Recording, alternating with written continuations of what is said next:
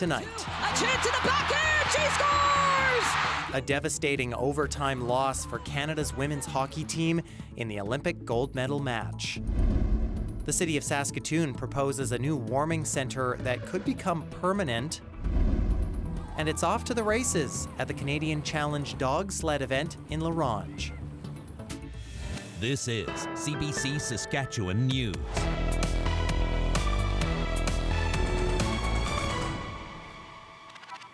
It is Thursday, February 19th, and the CBC Saskatchewan News starts right now. I'm Ethan Williams. Thank you for joining us. It was a heartbreaker for the Canadian women's hockey team at the Olympics. They lost the gold medal game to the Americans, and the loss especially painful given Team Canada held the lead for most of the game. Alexander Silberman has our top story. Through two, a chance in the backhand, she scores! A heartbreaking finish. The golden goal for USA! Megan Keller striking for the U.S. in overtime, putting an end to a nail-biting gold medal match. Heated and close until the very end. The veteran Canadians billed as underdogs coming into the match against the younger and deeper U.S. team, falling short in the fourth straight Olympic final to head to overtime. The Americans coming out on top on sport's biggest stage. Canada took the lead early, a burst of speed from Kristen O'Neill, She scores! turning into a shorthanded goal early in the second period. It was a pretty surreal moment for me. I had just about every emotion running through my veins. But with less than 2 minutes to go in regulation, with an extra attacker on the ice, American captain Hillary Knight tied it up. The low shot, she scores! The two teams settling the game in a 3-on-3 sudden death overtime, putting fans on the edge of their seats until the very end. Here, I shot, DB makes the save. Canadians packing into bars and community centers from coast to coast to cheer on the team. The Prime Minister taking in the game at a restaurant in Burnaby, BC. The loss crushing for Canadian fans. Like a lot of people here feeling quite gutted. In all honesty, I didn't really expect that to be the result. I thought that, we believed. Just watching such a good close game is the most unbelievable part of the whole thing. But of course, a little part of my heart broke. The victory is only the Americans' second out of the last 7 gold medal matches, pulling off a comeback in one of sport's most heated rivalries. Alexander Silberman, CBC News, Montreal. Back here at home, the city of Saskatoon has proposed an alternative site for its warming center in the Riversdale neighborhood. And as Alexander Kwan reports, it's being viewed as a potentially permanent option. That site is for a drop-in center, so it's not a shelter. A new warming center. That's the proposal heading to Saskatoon City Council next week. It's meant to be an alternative and potentially permanent site for the current center operating at this location in the city's Riverdale neighborhood.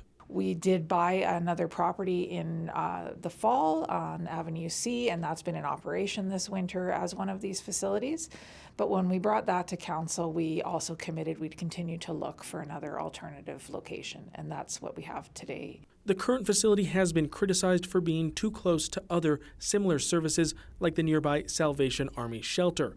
But the new site located here on Idlewild Drive provides other opportunities. That includes potential for separate spaces for men and women, and it would only cost $1.6 million, paid for by the federal government. I'm encouraging the City Council to actually make this purchase. The operator of the current site says temporary locations with no kitchens or a lack of bathrooms has been a problem.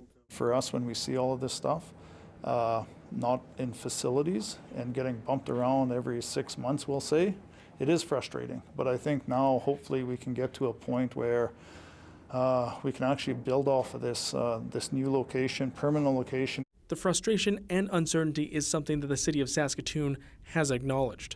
I think it's challenging, and I think everyone would recognize it's challenging from the community service providers that we have, the individuals that are experiencing homelessness, not having any stability in where they can access services. I can imagine that's incredibly challenging as well. The existing warming center is set to close next month, while the new center, if approved, is targeted to open in November. The Saskatoon Tribal Council has confirmed it would continue to operate the new facility. Alexander Kwan, CBC News, Regina. One of 2 Saskatoon teens charged after a national security investigation into alleged online threats has been released from custody. The second teen is still waiting to find out if they'll be released. The identities of the 2 14-year-olds can't be disclosed. Police say they began investigating the pair after getting a report of an online account sharing content associated with violent extremism. The lawyer for the teen who's still in custody says it's important to remember both are presumed innocent and the allegations haven't been tested yet in court. What I can say about this case is that young people are growing up in this online world today, full of violent and disturbing trends. They often don't fully appreciate, in my opinion, what they're posting online and what they're sharing, what they're consuming could have some serious real-world consequences. Oberholzer's client returns to court next week, while the teen who has been released has a court date next month. The federal government has unveiled a new initiative aimed at combating the rising number of extortion cases in Canada. Prime Minister Mark Carney was in Surrey, British Columbia, where he talked about the government's plan. We're in the process of addressing this issue collectively with law enforcement, with our prosecutors, with our municipalities, with the provinces, with the federal government. We are going to stamp out extortion.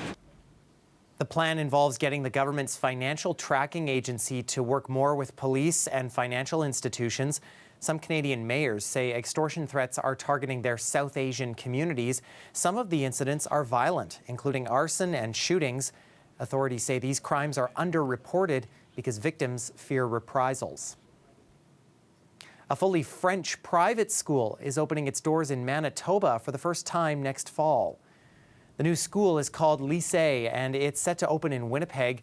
Lycée is part of an international network of schools made up of roughly 550 schools around the world. Its founder says lessons at the school will follow both the Manitoba and French national curriculum.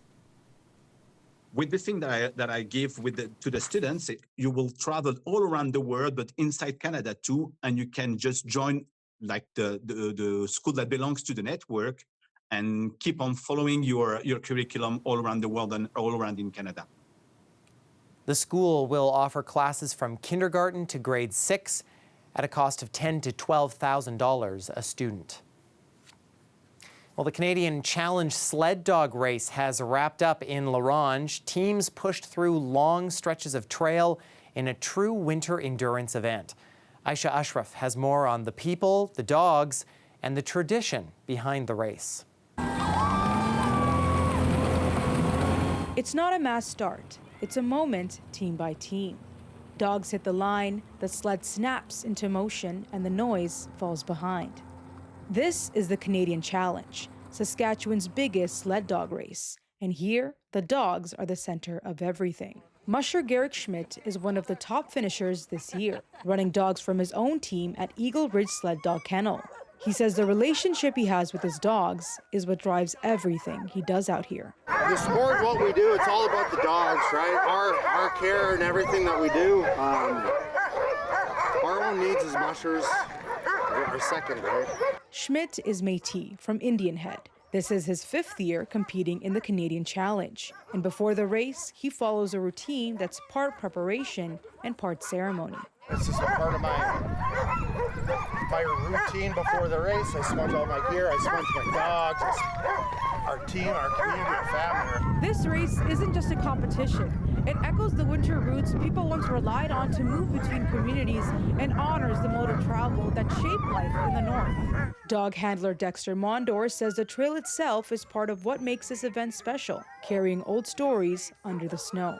It's a traditional way of travel, right? Like some of these trails are the original freight routes, the original trap lines that our Métis ancestors traveled, our Cree relatives traveled, so it's kind of cool that they get to be out on those trails and connect with nature and the land. This is essentially the cockpit where mushers make the calls that decide everything, setting the pace, choosing the lines through the trail, and monitoring how their dogs are holding up.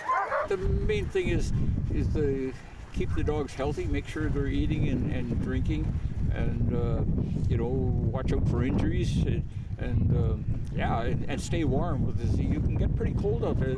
Schmidt finished third this year, but his takeaway isn't the podium. It's seeing his dogs finish strong with the same excitement they started with. Aisha Ashraf, CBC News, Larange. Those are some excited pups. Well, curling is not just heating up at the Olympics in Italy. It is also well underway at the Cali Curling Club in Regina, where the USports Curling Championship is happening. 16 men's and women's teams from universities across the country are playing for gold. Round-robin play wraps up on Friday with the medal games set for Saturday. Stay with us. We'll have more on curling at the Olympics, and Mickey Wolf is in with a look at the forecast when we come back.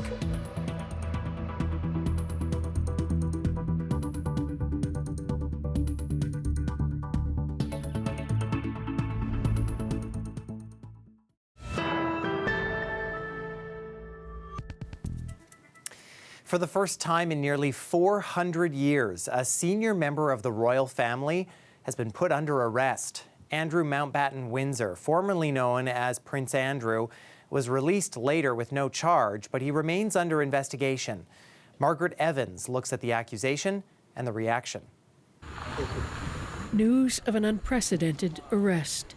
It broke here on quiet country roads. Police spotted along the perimeter of Andrew Mountbatten Windsor's latest home on the private estate of his brother, the King. The police confirmed only the arrest of a man in his 60s on suspicion of misconduct in public office. It follows allegations that the former prince shared confidential material with the convicted child sex offender Jeffrey Epstein when he was a trade envoy for the United Kingdom. There has been a certain inevitability since the release of the latest tranche of Epstein files, where the sheer volume of communication between Andrew and Epstein was eye-watering, even for those of us who suspected something like this. What's your reaction to your brother's arrest, sir? King Charles carried on with his official duties, releasing a statement earlier expressing his deepest concern and saying the law must take its course. Mountbatten Windsor's fall from grace began long ago, with allegations by Virginia Giuffre that she'd been trafficked by Epstein and forced to have sex with the former prince, something he has repeatedly denied. His arrest is unrelated to those allegations, but there are reportedly 9 different police forces in the UK still assessing the Epstein files. King Charles stripped his brother of his royal title last fall. But many observers say the monarchy itself will still come under scrutiny. I think the question that the public are asking is, what did the wider royal family know? When did they know it? What actions did they take? By nightfall, police confirmed that the man in his 60s had been released and the search of his home completed. One photographer capturing the next stage in the fall from grace. Margaret Evans, CBC News, London.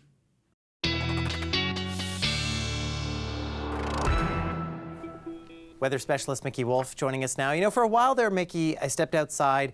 It felt like maybe late March, early April, but after our snowstorm here, it's feeling more like we're back in December or January. Yeah, that green grass is long gone, Ethan. We've got a good blanket of snow across the province, and we will see some numbers coming up shortly with how much snow we saw across parts of Saskatchewan. But first, let's take a look at an active watch and warning we have here for parts of the central region. We are seeing a cold warning. We're expecting those wind chill values dipping down to -40 and a little bit cooler tonight, especially for Lloydminster. That's where we were first seeing that warning late in the afternoon today. But those snowfall totals, I mean, Prince Albert saw 35 centimeters. These are courtesy of Environment Canada during that snowstorm we had over the last few days. Saskatoon up to 19 centimeters and Regina anywhere from 17 to 19 centimeters. So it was a strong snowfall. That grass should be nice and covered by now. Things are looking a lot more wintry, and as we can see here, folks, they're feeling a lot more wintry with those daytime highs well into the -20s for most of the province. Our skies are looking a bit cloudy right now. We are seeing a little bit of flurries close to the U.S. border potentially as well, but overall, we are having a night that is relatively snow-free this evening. We might see some light snowfall into the southwest corner of the province tomorrow, but overall, things are looking fairly clear, just a little bit of clouds for the next few days. Not too much snowfall in the north to speak of, but we do have some snowfall anticipated for the southwest corner. Again, we're seeing just up to 2 centimeters, and then that's extending up into the central region for Kindersley. As for those morning wind chills, we've got chilly mornings ahead, at least for the weekend. We're seeing those wind chill values near -36 for Saskatoon, close to -26 for Regina, and for Meadow Lake, near that -40 again. For the weekend, we do have a bit of a colder one for Regina, especially Saturday. We're seeing that wind chill make things feel closer to -27. And then overnight, of course, these are our base temperatures here, but that might feel a little cooler than -26 Friday and Saturday night due to that wind chill. But then we've got a pretty strong warm up as we head into the work week next week, but definitely not above 0 temperatures, not just yet. For Saskatoon, we've also got a cooler weekend with those wind chill values hanging on into that kind of closing in on -30 value near Friday and Sunday. So we will expect a chillier one before things start to warm up Monday and Tuesday, and we'll see a little bit more cloud cover then. So Ethan, I'm looking forward to sunny skies this weekend, and I'm gonna just make sure to really layer up for that weather. Yeah, so feeling like January for the next few days, and then maybe a return to March a little while after that. Maybe a return to March, Ethan. Absolutely. Okay, sounds good. Thank you, Mickey. Thank you. Well, if you run a restaurant right now, you know times have been tough. The high cost of food, rising prices for property, and food delivery apps eating into profit. It's meant one high-end Saskatoon establishment has had to get creative by adding VLTs. But even that is proving difficult. I had kind of a doomsday thought that in 20 years there won't even be any local restaurants that aren't subsidized by VLTs. Lots of restaurants that are doing well have VLTs, but I thought I'd give it a try here at Pop Wine Bar, because a natural wine bar, I thought we could use some subsidized income through VLTs. Also, I thought it could be a fun experience to have a VIP VLT situation where you could get a really ice cold martini, a shrimp cocktail, and some ice cold oysters and play the VLTs. I did mix, like, especially in the neighborhood we're in now, I didn't think I'd ever bring VLTs to 20th Street, and I do feel a sense of responsibility about that. And I am trying to take care of that in a way that I do it responsibly, as much as you can be responsible with gambling machines, but hopefully we're doing the right thing. And it's been about 6 months and we haven't had any issues, and the fun level is up, like I said. People are enjoying them and having a good time with the champagne in the high roller room, we call it. But the money isn't really there. They're not making as much revenue as we thought they would. We pay out the winners and the machines are winning. But it's not the easy solution I thought it was going to be. I do believe our guests are responsible gamblers. And they win a little bit of money and then they don't put it back into the machines, which is great for community health-wise, but not good for the pocketbook. I feel like I don't work a day in my life because I love what I do, but at a certain point it's getting scary when the lines of credit are getting up and the credit cards are getting up, and then there's nothing to pull from, and it's like kind of getting to a point where it's very scary. And I'm really happy to be honest about that now, because restaurants have always been hard, but I've always thought it was, if you be positive and you pretend like nothing's wrong and you go forward, that everything will work out. But I think it's my social responsibility as a local chef to say, hey, it's hard. It's kind of like the siren call for everyone. I literally don't know what we're calling for. It's like, I know everyone's hurting for money and people can't come out to restaurants as much as they used to, but we're all just gonna have to find a way forward, and we will. His claw's bleeding too. All right. It's all right, bro. It's all right. Police in New York rescued an injured bald eagle from the icy Hudson River. The bird was found stranded on a block of ice. Using a catch pole and tarp, officers managed to bring it to safety on their boat. Once seen as endangered, the bald eagle population in New York State has been growing. Stay with us. We're back after the break.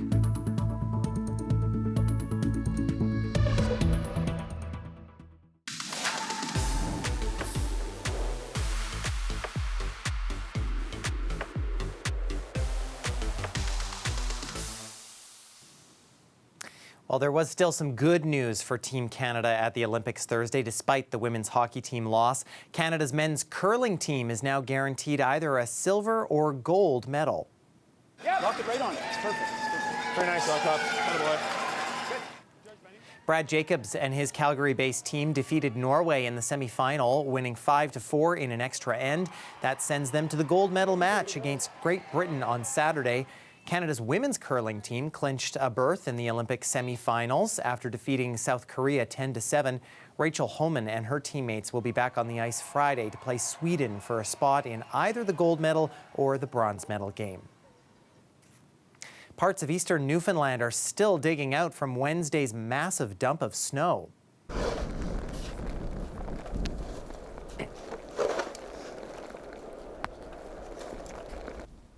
St. John's and surrounding communities got upwards of 50 centimeters of snow. All schools are closed for the second day in a row. The storm is expected to taper off Thursday, but the risk of freezing rain and flurries remain.